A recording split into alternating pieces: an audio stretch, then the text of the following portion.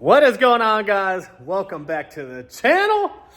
Got some crazy updates to show you on the good old F150. Been actually having one of my guys help me out and catch us up on this truck because I've been doing some work on some customer cars to get those caught up. So we've been putting a lot of hours in this thing.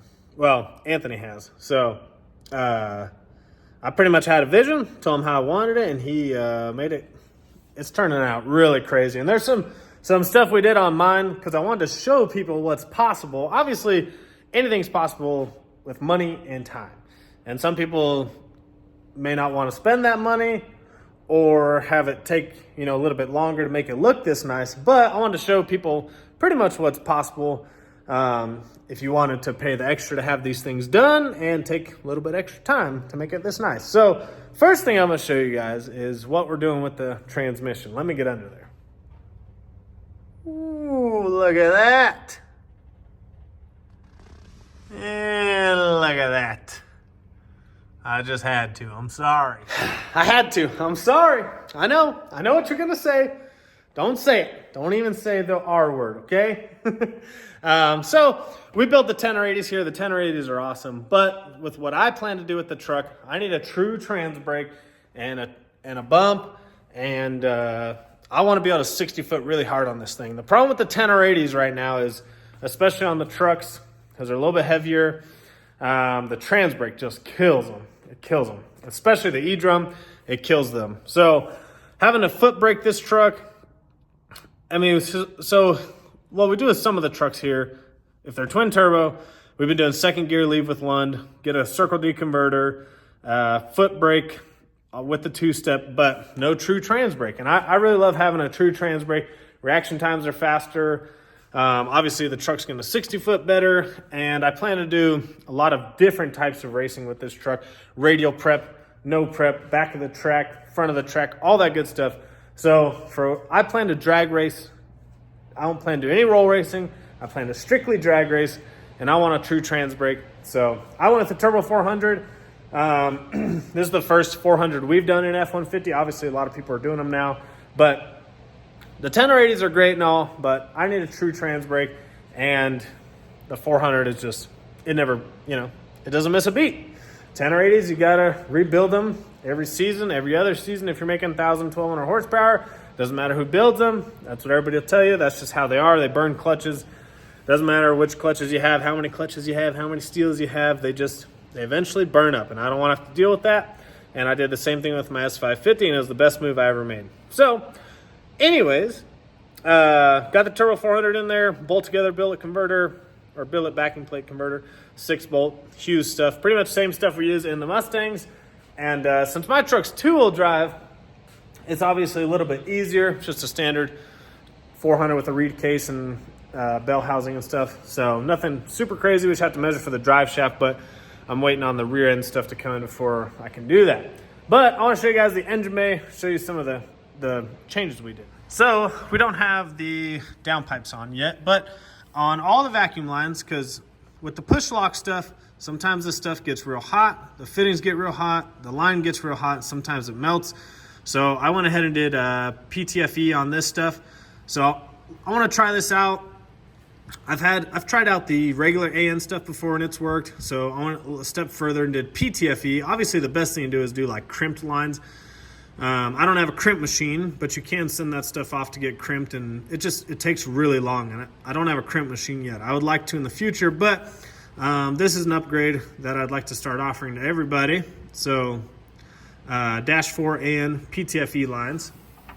And then another one we did was AN heater core adapters. So these adapters are actually made by Fat House Fab, and then so we got all nice.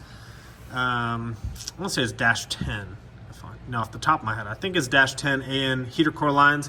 And then if you guys haven't seen, we made this little adapter, and it's a little billet piece that is a dash 8 ORB. So you could run a dash 8 fitting out of here, like up to a vac block. But what we did on mine was we adapted it to 1/8 inch NPT, and then once again adapted to dash 4 AN. That way everything matches, and we did dash 4 AN up to the vac block.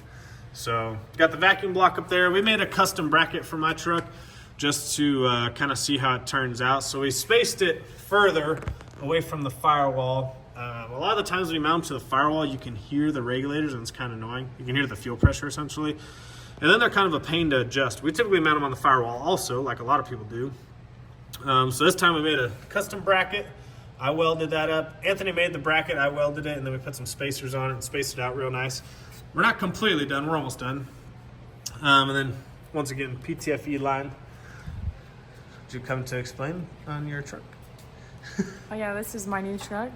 We got twin turbos here, as you can see. It's not done yet, but hopefully it'll be ready for 2K, because I'm gonna go pew pew pew. Pew pew pew. So we got the solenoid block over there. Still got to do something with the brake lines. Ended up changing up the turbos. I know, I'm crazy. Motion Raceworks catch can. But yeah, I ended up changing the turbos wrinkle black. Did the Mishimoto overflow. And then I don't think we got this stuff done yet, but I think I showed in another video. We got the AMS and the bump box and the watt box, and pretty much just put all the relays and power and stuff back here. So we got power and ground for everything back here if we need to ever add stuff. But we're almost done with the wiring. It's coming along. We still got to wire up the buttons, but most of the wiring's done. And then we got the fuel cell, and then I got a tray for the battery, tray cover. So we still got to mount the fuel cell. I did a bigger fuel cell because I really want to do a drag and drive with this truck. So I did a bigger fuel cell, and then we got the battery box back there. And then I just got TBMs for the front. Cletus got the very first set. I got the second set. I'm just not as popular, but we got TBM front brakes, and obviously when the rear end gets done, we'll get some TBMs on there. But these are the new TBMs that are available on our website. We got a couple sets coming in, but yeah, these are for the F150. Super, super nice. They don't make one for the rear yet, but hopefully they're going to in the future. And then I've always had IHC upper adjustable control arms, but I bought the Moog ball joints to replace them because they had already gotten ripped. So you can see the manifolds coming through there, and then everything else is Cerakoted real nice. Kennedy did a good job. And so yeah, we just really need to finish up the fuel system. We got a couple more lines to make, put the downpipes on. Already got like the power and ground stuff going. We just need to clean up a few wires, and then we really just need to put the downpipes on, put the cold side back on. Then the turbo kit will be done, and we got to, like I said, mount the fuel system or the fuel cell, mount the battery, and man, we're just literally after the next day or two, we'll literally just be waiting on the rear end stuff to come in, and then we got to get the rear end in there. We got to weld the bar for the ARB. I'm adding the ARB, and then I'm relocating the shocks to the inside. So we got still a decent amount of work. I don't know if you guys saw, but Cerakoted all the down pipes, and then we powder coated all the intercooler piping so that my ugly ass welds are on. But man, it's really getting there. Anthony put in some crazy hours on this thing recently and really helped me out to get this thing further along. So it is really, really coming along. Whew. All right, now before I close out this video, talk about TX2K crunch. I'm going to show Barry's car and what state it's in. What are you doing, Kennedy? You cleaning it? This is my other car. Bringing two cars for 2K. Two cars. All right, so this is Barry's car. Obviously, we switched everything up on it. This is his old engine. So essentially his new engine had actually just shipped the other day. But I didn't want to wait on his new engine to come in because I didn't really have a good ETA on it. So I just moved forward with getting the car ready with this engine because there's still a lot of stuff to do. It's getting a whole new fuel system. Like everything's new twin turbo kit. And so it was at paint. So pretty much we just did the turbo mounts you guys saw in one video, and it was at paint. And then it came here probably a couple weeks ago and we started hammering on it. We used to have strange brakes all the way around. We switched them to TBM, so we did TBM front and rear. We had to seal off the rear, so now it's got carbon all in the rear. Still, everything is taped up because we don't want to scratch anything. But I actually was able to fit I mean, they're not mounted yet, but I was able to fit the stock panels and then even the stock rear carpet around the carbon, and it's just gonna look really clean.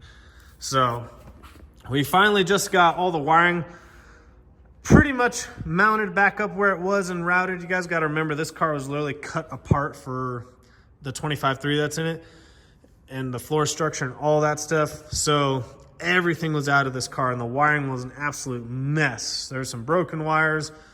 We've pretty much fixed everything so far, rerouted it, put it back where we think it went. We still got to like cover up some holes, obviously, for the dump valves, because we've got a new Mark Mickey in there.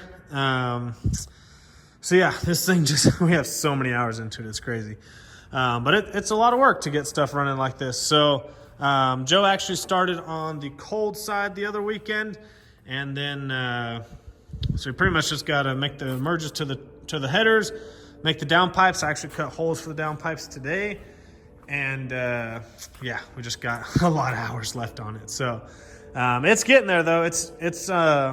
We've made a ton of progress on it. So I'm really happy with it. We've made a good progress on it, and we're just gonna keep hammering away on it. And then we got new Race Tech seat. I just became a Race Tech dealer. This is probably the nicest, most safest seat you can literally put in your car. So if you guys want one, they're on the website. They are expensive, but at this level, you can't really put a price on safety. So I'm just gonna go ahead and say that. But yeah, I'm really happy. Marvin actually did the carbon work in the back, and he's never done carbon work. So it actually came out really well, I think. And yeah, we made some good progress on this car. It still needs a lot of hours in it, but it is actually looking decent for the TX2K time frame. It's just, like I said, there's a lot to do. So hopefully you guys enjoyed that update video. I gotta go because I got other shit to do. We'll see you guys on the next one.